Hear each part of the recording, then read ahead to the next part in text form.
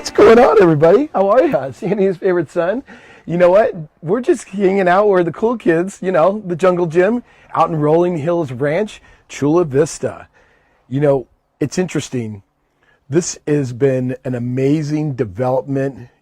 This piece was actually built out in 2011. But, East Lake and so forth, when they actually initially had built that, was one of the #1 top communities in the country. Obviously went through a little bit of a correction like so many other communities, got really hit hard in the 28 Great Recession. Right now, it is on fire. Much like other communities through San Diego, struggles with inventory.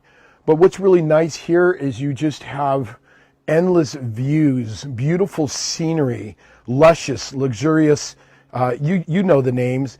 This community center right here, beautiful pool, so quiet. It really does have it all.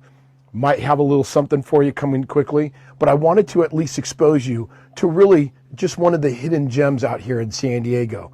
So if you have any questions, you know who to reach out. San Diego's favorite son. And you know what? We're going to stop mucking around. You make it a great day.